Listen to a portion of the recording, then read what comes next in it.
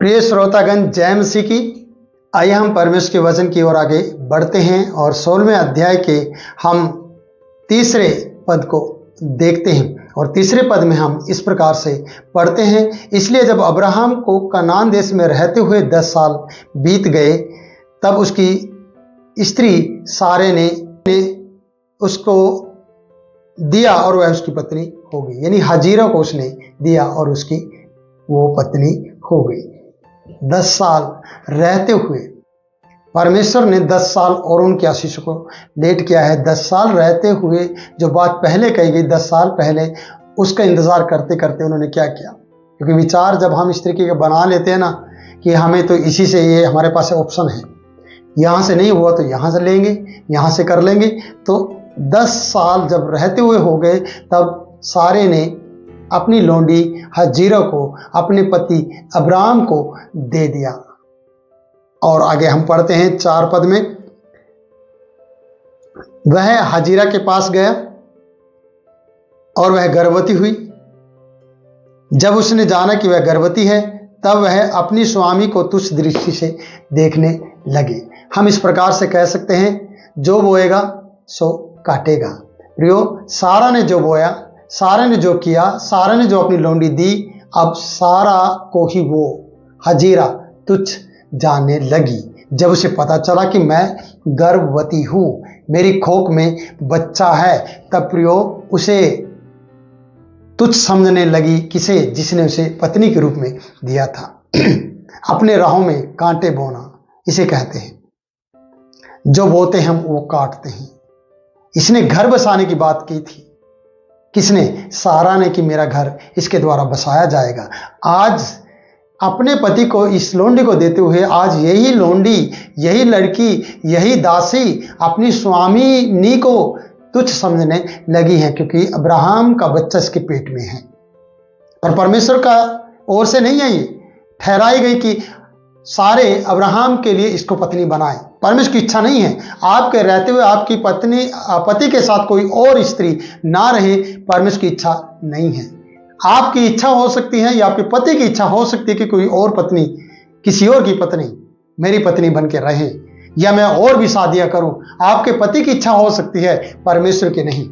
आप उसमें शामिल हो सकते हैं कि आप अपने दुख को और अपने दर्द को और अपनी इन बातों को बताएं, अपनी सारी परेशानी को उसमें जोड़ दे और प्लस कर दे। उसके बाद कहे, इसलिए हमने ये शादी करनी पड़ी है, इसलिए क्योंकि मुझे अपनी, कई बार पति कहेगा मुझे अपनी पत्नी से प्यार नहीं मिल रहा है।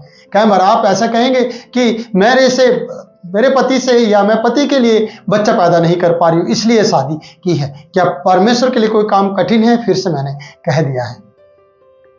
हम ऐसा ही प्लानिंग कर लेते हैं, ऐसी योजना बना लेते हैं। इसलिए यहां लिखा है कि वो उसे तुच्छ समझने लगी। किसे? अपनी स्वामिनी को। तुच्छ समझने का कारण यही हुआ है क्योंकि उसके गर्भ में बच्चे का फल है, या गर्भ का फल उसके पेट में है, जो अब्राहम के द्वारा हुआ है। आइए हम 5 पद में आगे चलते हैं। तब सारे ने अब्राहम से कहा, जो मुझ पर उपद्रव हुआ। देखिए, सारे ने अब्राहम से कहा। अब उल्टा चोर कोतवाल को डांटे, गलती खुद करने के बाद गलती किसी और के ऊपर डाले। सोच के देखिए, ये यहां पर देखने को मिलता है। और कहीं बहुत से विश्वासी आज यही कर रहे हैं। खुद की गलतियों के कारण से आशीषें खो रहे हैं, खुद की गलतियों के कारण से वो चर्च से दूर हो रहे हैं, और फिर पासवान को या चर्च के लोगों को वो बदनाम कर रहे हैं। यहां पर सारा किस तरीके से बदनामी कर रही है हम देखते हैं। तब सारा ने अब्राहम से कहा, जो मुझ पर उपद्रव हुआ वह तेरे सिर पर हो। किसके सिर पर हो? तेरे सिर पर, अब्राहम के सिर पर हो। जो मेरे साथ उपद्रव हो गया है, जो उसने मुझे तुच्छ जाना है, ये उपद्रव तेरे सिर पर हो। स्वामी तेरे सिर पर। गलती सारे की और दंड या उपद्रव अब्राहम के सर पर। कैसे? क्या है ये? खुद करो गलतियां और भुगते कोई और।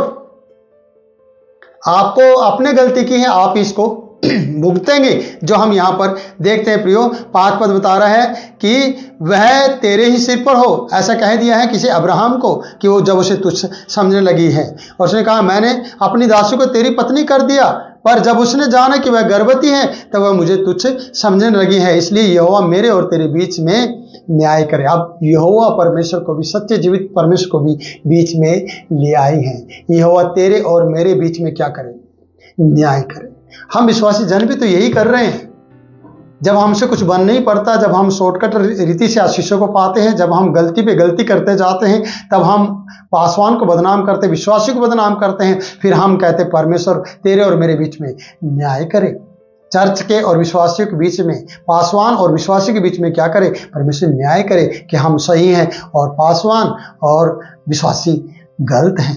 हम ऐसा कहकर परमेश्वर को बीच में ले आते हैं। उससे पहले इस दासी को अब्राहम को सौंपने से पहले क्या सारा ने परमेश्वर की इजाजत ली? क्या अब्राहम ने परमेश्वर से इजाजत ली? नहीं प्रियो। आज के समय में भी कोई भी परमेश्वर से इस बात के लिए प्रार्थना नहीं करता कि वो ऐसा कदम उठाए। पर मैं कहना चाहता हूं कि परमेश्वर ऐसे कदमों को उठाने के लिए कभी भी आपका साथ नहीं देगा।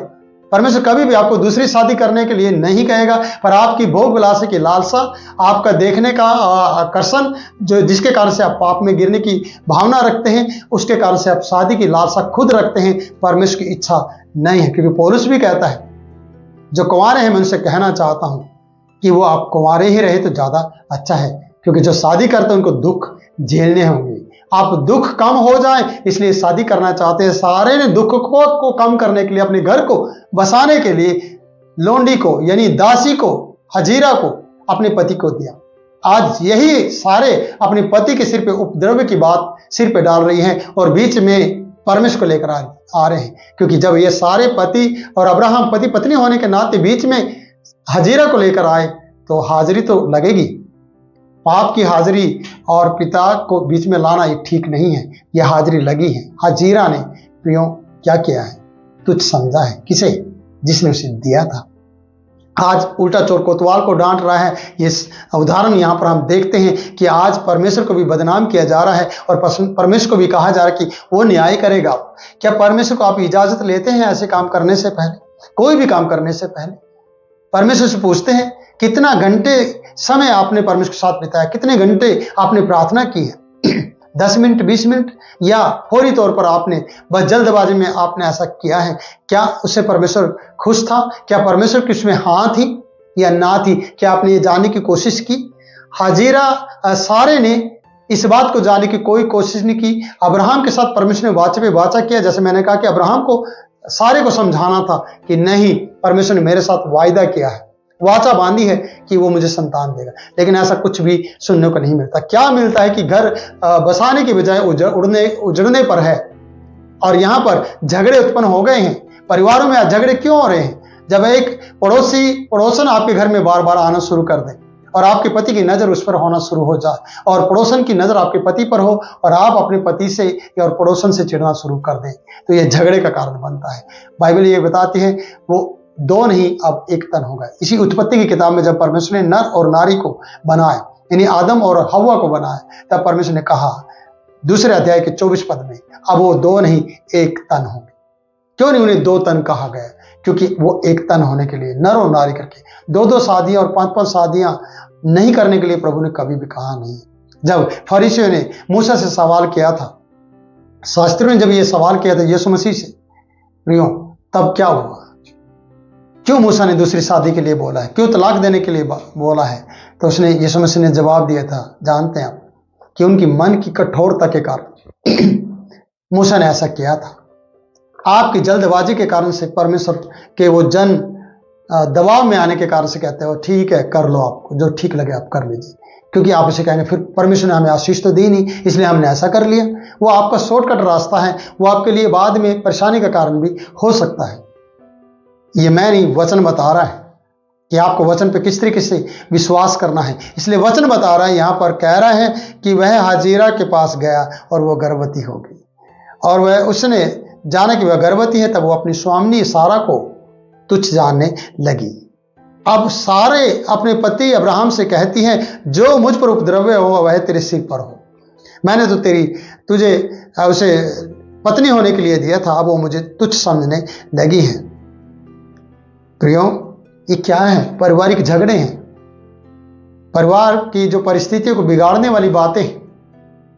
ये क्यों होता है? क्योंकि आपने किया है और आप इसको समझ नहीं रहे। आगे बढ़ते हैं कि वह गर्भवती है, वह मुझे तुच्छ समझने लगी है, इसलिए यहोवा तेरे और मेरे बीच में न्याय करे। प्रियो, ये आपको समझना है कि आप परमेश्वर के बीच में ला रहे हैं। उससे पहले अगर आप परमेश्वर के बीच में लेकर आते तो शायद ये बात नहीं होती। इसलिए परमेश्वर से पहले बात करें, परमेश्वर के साथ पहले जीवन को जिए, जिसके कारण से परमेश्वर आपको इन पचड़े में और इन बातों में फंसने ना दे और आप फिर परमेश्वर पर और अपने पति पर, अपनी पत्नी पर ब्लेम ना करें और किसी कोई भी निर्दोष व्यक्ति आपके बीच में आकर दोषी ना ठहरे।